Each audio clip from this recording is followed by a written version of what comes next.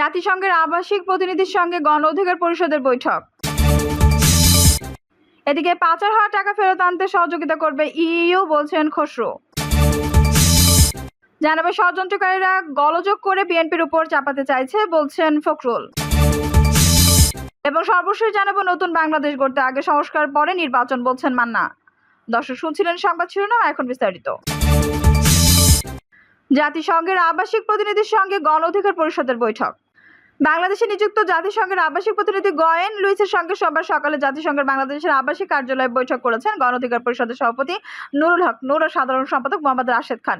দেশের চলমান পরিস্থিতি ও ছাত্র জনতার আকাঙ্ক্ষার আগামী বাংলাদেশে বিনির্মাণের গণ অধিকার পরিষদের ভাবনা জাতিসংঘের দৃষ্টিভঙ্গি নিয়ে আলোচনা হয়। আলোচনায় জুলাই থেকে ছাত্র জনতার শান্তিপূর্ণ আন্দোলনে ফ্যাসিস্ট আওয়ামী লীগ সরকারের চালানো গণহত্যার তদন্ত ও আগামীর বাংলাদেশ বিনির্মাণে গণ অধিকার পরিষদের পক্ষ থেকে জাতিসংঘের সহায়তায় চাওয়া হয় গণ অধিকার নিরপেক্ষ তদন্তে জাতিসংঘের টেকনিক্যাল ও নন টেকনিক্যাল সহায়তা চাওয়া হয়েছে। এছাড়াও রাষ্ট্র সংস্কারের মাধ্যমে সহনশীল গণতান্ত্রিক পরিবেশ তৈরি করা সহ রোহিঙ্গা সমস্যা সমাধানে জাতিসংঘের কার্যকরী ভূমিকার কথা বলা হয়েছে। তরুণদের প্রত্যাশা ও জন আকাঙ্ক্ষার গণতান্ত্রিক বাংলাদেশ বিনির্মাণে একটি অবাধ সুষ্ঠু নির্বাচন জাতিসংঘ বাংলাদেশের সব ধরনের সহায়তা করবে বলে গণ অধিকার পরিষদকে নিশ্চিত করেছে। পাচার হওয়া টাকা ফেরত আনতে সহযোগিতা করবে ইইউ বলছেন খসরু। আওয়ামী লীগ সরকারের আমলে বিদেশে পাচার হওয়া টাকা দেশে ফেরত আনার ব্যাপারে ইউরোপীয় ইউনিয়ন সহযোগিতা করবে। ঢাকায় নিযুক্ত ইউরোপীয় ইউনিয়নের ভারপ্রাপ্ত রাষ্ট্রদূত বার্নার্ড স্প্যানিয়ারের সঙ্গে বৈঠক শেষে একথা জানিয়েছে বিএনপি স্থায়ী কমিটির সদস্য আমির খসরু মাহমুদ চৌধুরী। বৈঠকে বিএনপির মহাসচিব মির্জা ফখরুল ইসলাম আলমগীর প্রতিনিধি দলের নেতৃত্ব দেন। বৈঠক শেষে আমির খসরু মাহমুদ চৌধুরীর কাছে জানতে চাওয়া হয়, সাবেক প্রধানমন্ত্রী শেখ হাসিনার বিরুদ্ধে রূপপুর পারমাণবিক বিদ্যুৎ কেন্দ্র নির্মাণকে কেন্দ্র করে বড় অঙ্কের টাকা লোপাট করার অভিযোগ উঠেছে। এ ব্যাপারে বিএনপি কোনো তদন্ত চায় কিনা। জবাবে আমির খসরু বলেন, তদন্ত তো অবশ্যই হবে, এটা নিয়েও আলোচনা হয়েছে। তবে এতগুলো টাকা যে বিদেশে পাচার হয়েছে বিভিন্নের মাধ্যমে, যে $100 বিলিয়ন উপর পাচারের কথা বলা হয়েছে, এগুলো ফিরিয়ে আনার ব্যাপারে আলোচনা হয়েছে। আমরা সাজেস্ট করছি সবাইকে নিয়ে কাজ করতে হবে। ইউরোপীয় ইউনিয়ন এ ব্যাপারে সহযোগিতা করতে রাজি আছে। তিনি আরো বলেন, বাংলাদেশ পট পরিবর্তনের পরে আগামী দিনের বাংলাদেশ কোথায় যাচ্ছে, অর্থনৈতিক রাজনৈতিকভাবে সবকিছু মিলে আলোচনা হয়েছে।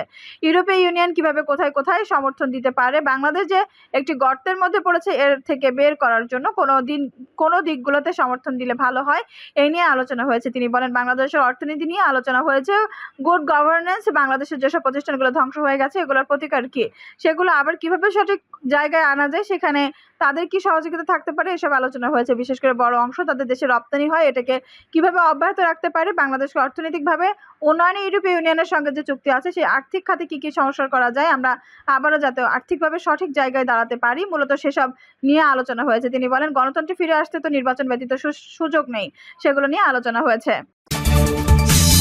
ষড়যন্ত্রকারীরা গোলযোগ করে বিএনপির উপর চাপাতে চাইছে বলছেন ফখরুল। ছাত্র জনতা অর্জিত বিজয় নাশাত করতে একটি মহল ও কিছু সংখ্যক ব্যক্তি ষড়যন্ত্র এবং চক্রান্ত করেছেন বলে অভিযোগ করেছেন বিএনপি মহাসচিব মির্জা ফখরুল ইসলাম আলমগীর। তার অভিযোগ, এসব ব্যক্তি বিভিন্ন গোলযোগ সৃষ্টি করে বিএনপি নেতাকর্মীদের উপর অন্যায়ভাবে তা চাপিয়ে দেওয়ার চেষ্টা করেছেন। তিনি বলেন, আমাদের দলের কোনো নেতাকর্মী এ ধরনের কর্মকাণ্ডের সঙ্গে যুক্ত নন, বরং আমরা যেসব গোলযোগ হচ্ছে সেগুলো বন্ধ করার চেষ্টা করছি। জাতীয়তাবাদী স্বেচ্ছাসেবক দলের 44তম প্রতিষ্ঠা বার্ষিকী উপলক্ষে এদিন দুপুর 12:30টায় সংগঠনটির সভাপতি এস.এম. জিলানী ও সাধারণ সম্পাদক রাজীব আহসানের নেতৃত্বে নেতাকর্মীদের নিয়ে জিয়াউর রহমানের সমাধিতে পুষ্পমাল্য অর্পণ করা হয়। মির্জা ফখরুল বলেন, আমরা পরিষ্কার ভাষায় বলতে চাই, আমাদের দলের কোনো নেতাকর্মী কোনোভাবে গোলযোগের সঙ্গে জড়িত নয়, উপরন্তু আমরা চেষ্টা করছি সেটাকে বন্ধ করার। এজন্য সবাইকে সজাগ থাকতে হবে। তিনি বলেন, আমরা স্পষ্ট করে আরো বলতে চাই, আমরা একটা নতুন বাংলাদেশ চাই। আমরা চাই একটা গণতান্ত্রিক বাংলাদেশ, সাম্য সম অধিকার ন্যায় বিচার প্রতিষ্ঠিত করে আমরা এই ধরনের নতুন বাংলাদেশ গঠন করতে চাই। বিএনপি মহাসচিব বলেন, আমরা আজকে এখানে এসেছি জাতীয়তাবাদী স্বেচ্ছাসেবক দলের প্রতিষ্ঠা বার্ষিকী উপলক্ষে শহীদ রাষ্ট্রপতি জিয়াউর রহমানের প্রতি শ্রদ্ধা নিবেদন করতে।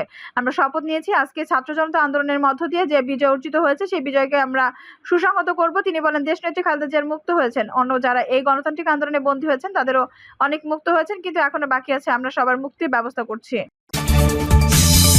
নতুন বাংলাদেশ গড়তে আগে সংস্কার পরে নির্বাচন বলছেন মান্না।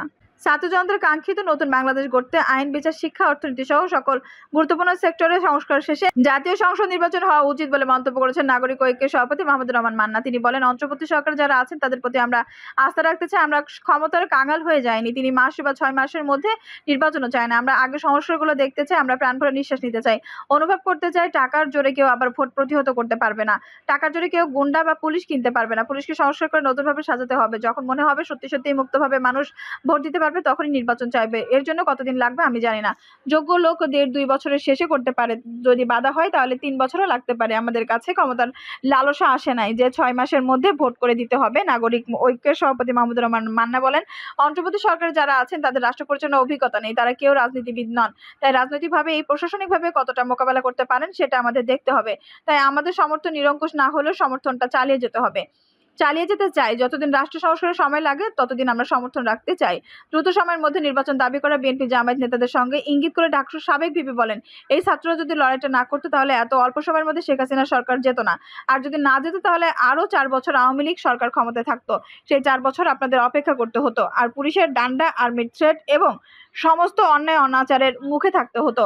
এই ছাত্র জনতা লড়াই করে জীবন দিয়ে একটা মুক্ত পরিবেশ তৈরি করেছে। আর আপনারা সাথে সাথেই বলছেন নির্বাচন দিতে হবে। তিনি আরো বলেন, বুক ভরে শ্বাস নেওয়া যায় এমন একটা নতুন বাংলাদেশ চাই, যেখানে প্রাণ ভরে চতুর্দিকে তাকাতে পারবো। কোনো মানুষকে পছন্দ হলে তার সাথে বন্ধুত্ব করতে পারবো। কারো প্রতি যদি খারাপ কিছু হয়, দুঃখ হয়, তাকে যেন সেই কথা বলতে পারি। এবং একই কারণে কেউ আবার ঘাড়ে চেপে ধরবে, মারবে, জেলে পাঠিয়ে দেবে, এরকম পরিস্থিতির অবসান চাই। আইন, বিচার, শিক্ষা, অর্থনীতি সংস্কার চাই। একটা কল্যাণের বাংলাদেশ চাই, যেখানে মানুষের কল্যাণ করাটাই হবে রাষ্ট্র। যারা চালান তাদের সবার লক্ষ্য। অন্যায়কারী মানুষের সামনে দাঁড়ানোর সাহস পায় না। উল্লেখ করে মাহমুদুর রহমান মান্না বলেন, দেশের সুপ্রিম কোর্টের প্রধান বিচারপতি সহ 4-5 জন পালিয়েছেন। পুলিশের সবচেয়ে বড় কর্মকর্তা আইজিপির খবর নেই। বহু থানাতে ওসি নাই। এত অত্যাচার মানুষের উপর করেছে, এখন তারা মানুষের সামনে দাঁড়াবার সাহস পায় না। ওই মানুষগুলোকে নির্যাতিত বাঁচাতে হবে। সেই জায়গায় নতুন পুলিশ দিতে হবে যারা সত্যিকার জনগণের বন্ধু। আমরা চাই পুলিশ জনগণের বন্ধু হোক। আমরা জনগণের দোরগোড়ায় বিচার ব্যবস্থা চাই। যা হাইকোর্ট, সুপ্রিম কোর্ট নিজেরাই নিজেদের ক্ষমতাকে সেই রকম করে সাজাক যাতে মানুষ সরাসরি বিচার পায়। দ্রব্যমূল্যের ঊর্ধ্বগতি দমাতে হবে। সড়কপথে চাঁদাবাজি বন্ধ করতে হবে। মাস্তানি, গুন্ডামি বন্ধ করতে হবে। তিনি আরো বলেন, শিক্ষার্থীরা নতুন বাংলাদেশ দেখতে চায়। আমরাও তাদের সঙ্গে চাই এমন একটা বাংলাদেশ যেখানে ন্যায় প্রতিষ্ঠা হবে, সত্য প্রাধান্য পাবে, সম্মানী মানুষ সম্মান পাবে, লুটপাট বন্ধ হবে, মানুষ নিজের পছন্দ মতো ভোট দিয়ে পছন্দের সরকার নির্ধারণ করবে। সেরকম নতুন বাংলাদেশ আমরা চাই, যেটা হবে কল্যাণকর। রাষ্ট্রের ক্ষমতার বিবেক কেন্দ্রীয় থাকবে। রাষ্ট্রসেবা মানুষের দুয়ারে পৌঁছাবে। হয়রানি থাকবে না। মানুষ ন্যায় বিচার পাবে। শহরে গ্রামে মানুষ সমানভাবে চিকিৎসা পাবে, চিকিৎসা সেবা পাবে। নতুন বাংলাদেশ গড়তে শিক্ষা ব্যবস্থা, বিচারকে জনগণের কাছে সুলভ করতে হবে।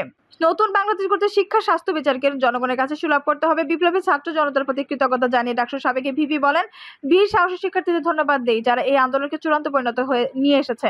আমরা রাজনৈতিক দলগুলো জমি তৈরি করেছিলাম, এটা ঠিক। ত্যাগ, তিতিক্ষা, অনাচার, অত্যাচার, নিপীড়ন আমরাও কম সয়েছি তা নয়, কিন্তু তারপরে সহ্য এই আন্দোলনকে বিজয়ের দরজা আমরা নিতে পারিনি। অত্যাচার, নিপীড়ন আমারও কম সয়েছি তা নয়, কিন্তু তারপরে সত্য এই আন্দোলনকে বিজয়ের দরজায় আমরা নিতে পারিনি। আমাদের দরকার ছিল ঠিক আবু সাইদের মতো সাহস করে বলা হয়, তুই নইলে আমরা। হয় শোষণ নইলে জনগণ, হয় ন্যায় নইলে অন্যায়, নির্যাতন, লুটপাট। কিন্তু জিতবে তো শেষ পর্যন্ত ন্যায়, সত্য, এবং তাই জিতেছে। আমরা রাজনৈতিক দলগুলো সেই চ্যালেঞ্জ সরকারের সঙ্গে করতে পারিনি। মানুষের মধ্যে চেতনা জাগরণ করা, ভোট কেড়ে নেওয়ার বিরুদ্ধে লড়াই করা, লুটপাটের বিরুদ্ধে কথা বলা, এসব রাজনৈতিক দলগুলো করেছিল।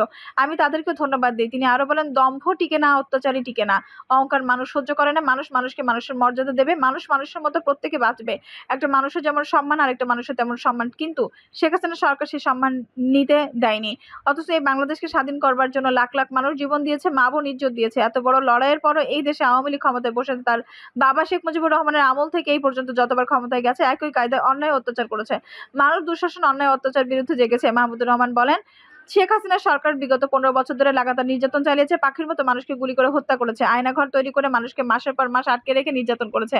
আর বাংলাদেশের সমস্ত সম্পদ লুট করে শেখ হাসিনা এই ভয়াবহ দুঃশাসনের বিরুদ্ধে মানুষ ফুঁসে উঠেছে। ছাত্রজনতা গণঅভ্যুত্থানের মধ্য দিয়ে স্বৈরাচারী শাসকের পতন হয়েছে। তিনি আরো বলেন, রূপপুর পারমাণবিক বিদ্যুৎ কেন্দ্র থেকে 500 কোটি শেখ হাসিনা লুট করেছে, চুরি করেছেন। একটা আপাদমস্তক চোরের সরকার, লুটের সরকার 15 বছর আমাদের উপর দাপট দেখিয়েছে।